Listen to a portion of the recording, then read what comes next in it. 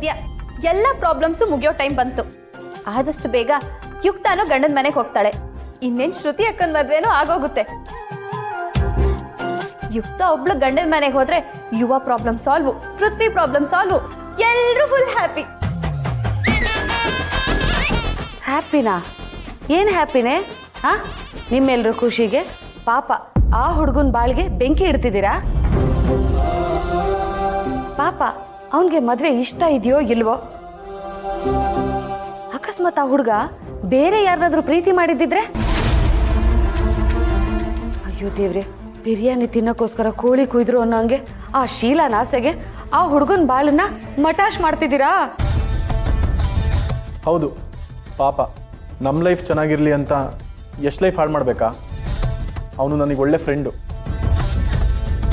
ಈಗಾಗಲೇ ನಾನು ಮಾಡಿರೋ ತಪ್ಪಿಂದ ತುಂಬ ಜನ ಸಫರ್ ಆಗಿದ್ದಾರೆ. ಯಶ್ ಕೂಡ ಸಫರ್ ಆಗೋದು ಬೇಡ. ನಾನು ನಮ್ಮ ಅಮ್ಮನ ಹತ್ರ ಇವಾಗಲೇ ಫೋನ್ ಮಾಡಿ ಮಾತಾಡ್ತೀನಿ. ಇದೆಲ್ಲ ಬೇಡ. ನಾನು ಯುಕ್ತ ಬೇಕಾದ್ರೆ ಎಲ್ಲಾದ್ರೂ ಹೋಗಿ ಜೀವನ ಮಾಡ್ಕೊಳ್ತೀನಿ. ಏಯ್, ಸುಮ್ನೆ ಏನೇನೇ ಯೋಚನೆ ಮಾಡ್ಬೇಡ. ಯುವನೇ ಹೇಳ್ದ ಯಶು ಖುಷಿಯಾಗಿನೇ ಒಪ್ಕೊಂಡಿದ್ದಾನೆ ಅಂತ. ಮೊದ್ಲು ನಿಮ್ಮ ಅಮ್ಮನ ಹತ್ರ ಮಾತಾಡೋಣ. ಯಶು ಒಳ್ಳೆ ಹುಡ್ಗನೆ, ಯುಕ್ತಂಗೂ ಒಂದ್ ಒಳ್ಳೆ ಮನೆ ಸಿಕ್ತಂಗಾಗುತ್ತೆ. ಯಾಕೆ ಸುಮ್ನೆ ಬೇಡ ಅಂತೀಯಾ? ಯಾಕೋ ಸರಿ ಇಲ್ಲ ಅಂತ ಕಾಣಿಸ್ತಿದೆ. ಇಲ್ಲಿ ನನ್ನ ಪರಿಸ್ಥಿತಿ ಇದು. ಮನೆಯವ್ರ ಹತ್ರ ಇರೋ ಸತ್ಯ ಹೇಳೋಕ್ಕಾಗ್ತಿಲ್ಲ. ಪಾಪ ಯಶ್ ಅಲ್ಲಿ ತಂಗಿಗೋಸ್ಕರ ತಮ್ಮ ಜೀವನನೇ ತ್ಯಾಗ ಮಾಡ್ತಿದ್ದಾರೆ. ನಾವು ಒಂದಾಗೋದು ದೇವರಿಗೆ ಇಷ್ಟ ಇಲ್ಲ ಆದ್ಮೇಲೆ ಯಾರು ಏನ್ ಮಾಡಕ್ಕಾಗತ್ತೆ? ಹಣೆ ಬರದಲ್ಲಿ ಏನಿರುತ್ತೋ ಅದೇ ಆಗತ್ತೆ. ಅತಿಯಾಗಿ ಆಸೆ ಪಟ್ಟೆ ಅಂತ ದೇವ್ರೇನಾದ್ರೂ ನಂಗೆ ಜಾಸ್ತಿ ಅದೃಷ್ಟ ಕೊಡ್ತಾನ? ನನ್ನ ಅದೃಷ್ಟ ಇರೋದೇ ಇಷ್ಟು.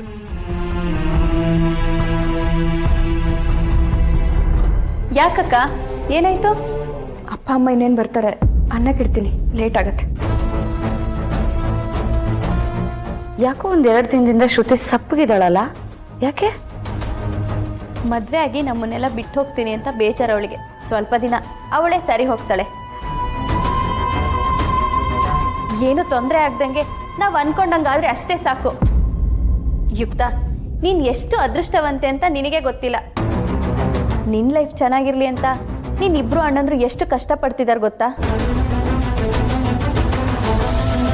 ಅಷ್ಟೇ ಅಲ್ಲ ಯುಕ್ತ, ನೀನು ಡಬಲ್ ಅದೃಷ್ಟವಂತೆ. ನನ್ನಂತ ಗಂಡ ಸಿಕ್ಕಿದಾನೆ, ನಾನೆಷ್ಟು ಕಷ್ಟಪಟ್ಟಿದ್ದೀನಿ ಗೊತ್ತಾ? ಹ್ಞೂ ಕಣಪ್ಪ, ನೀನ್ ಅವತ್ತಷ್ಟು ಕಷ್ಟಪಟ್ಟಿರೋದಕ್ಕೆ ಇವತ್ತಿಷ್ಟೆಲ್ಲ ರಾದಂತ ಆಗಿದ್ದು. ಏಯ್ ಸುಮ್ಮನೆ ಇರೇ, ಎಲ್ಲರ ಮುಂದೆ ಮರ್ಯಾದೆ ತೆಗಿಬೇಡ.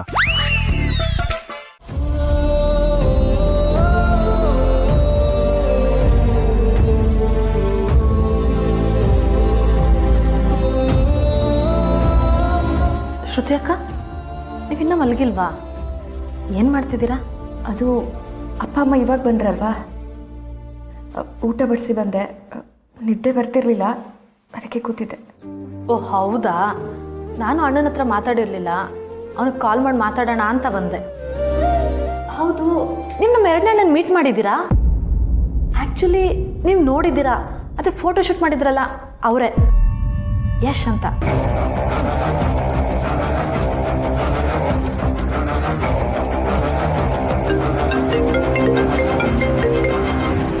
ಏನೇ ರಾಕ್ಷಸಿ, ಹೆಂಗಿದ್ಯಾ? ಮಿಸ್ ಯು ಕಣೆ. ನೀನ್ ಇಲ್ದೆ ಮನೆ ಪೀಸ್ ಆಗಿದೆ. ನಂಗೆ ಗೊತ್ತು ಕಣೋ, ನನ್ನ ತರಲೆ ಮಿಸ್ ಮಾಡ್ಕೊತಿದ್ಯಾ ಅಂತ. ಹೇಗಿದ್ಯಾ ನೀನು? ಆರಾಮಾಗಿದ್ಯಾ? ನಾನ್ ಸೂಪರ್ ಕಣಮ್ಮ.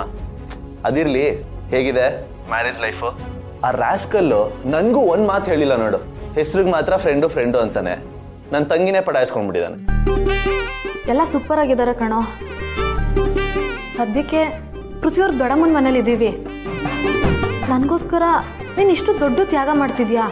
ನಿಜವಾಗ್ಲೂ ಖುಷಿಯಿಂದ ಈ ಮದ್ವೆಗೆ ಒಪ್ಕೊಂಡಿದ್ಯಾ? ವಯಸ್ಸಿಗೆ ಬಂದಿರೋ ಹುಡುಗಂಗೆ ಮದ್ವೆ ಮಾಡ್ತೀನಿ ಅಂದ್ರೆ ಯಾರು ಬೇಡ ಅಂತಾರೆ ಹೇಳು? Full happy. ನಿಜ ಹೇಳು, ಏನಾದರೂ ಲವ್ ಮಾಡ್ತಿದ್ರೆ, ನನಗೋಸ್ಕರ ಡಿಸಿಷನ್ ತಗೊಂತಿದ್ರೆ ಬೇಡ, ನನಗೆ ಗಿಲ್ಟ್ ಕಾಡುತ್ತೆ. ಇಲ್ಲ, ನಾನು ಯಾರನ್ನೂ ಲವ್ ಮಾಡ್ತಾ ಇಲ್ಲ.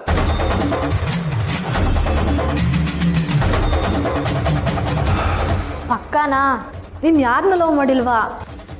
ಖುಷಿಯಿಂದಾನೇ ಈ ಮದ್ವೆಗೆ ಒಪ್ಕೊಂಡಿದ್ಯಾ? Of course darling. ಯುಕ್ತ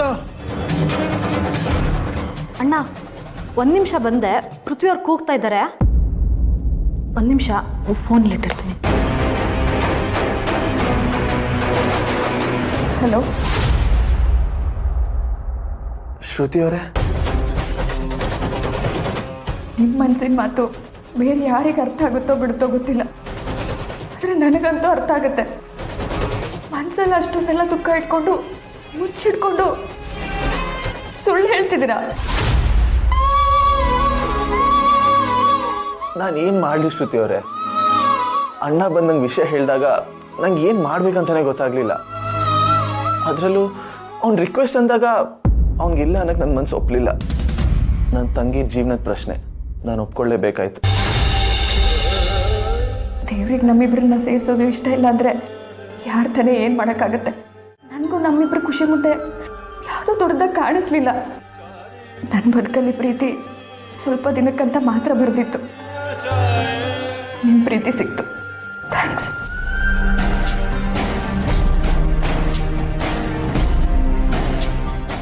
ಅಯ್ಯೋ, ಹಾಗೆ ಕೂತಿದ್ದೀರಾ, ಮಾತಾಡತ್ತಾನೆ. ಅಣ್ಣ, ಇವರು ಶ್ರುತಿ ಅಂತ. ನೀನು ಇವ್ರನ್ನ ನೋಡಿದ್ಯಾ? ಅದೇ ಫೋಟೋ ಶೂಟ್ ಮಾಡಿದ್ದಲ್ಲ ಅವರೇ. ನಿನ್ಗೊಂದು ವಿಷಯ ಗೊತ್ತಾ? ಇವ್ರಿಗೆ ಮದುವೆ ಫಿಕ್ಸ್ ಆಗಿದೆ. ನಮ್ಮ ಮೇಡ್ ಇನ್ ಹೆವೆನ್ ಕಂಪ್ನಿಯಿಂದ ಇವ್ರಿಗೆ ವಿಶ್ ಮಾಡು ಅಣ್ಣ. ಕಂಗ್ರಾಟ್ಸ್. ನನಗೂ ಹ್ಯಾಪಿ ಮ್ಯಾರಿಡ್ ಲೈಫ್.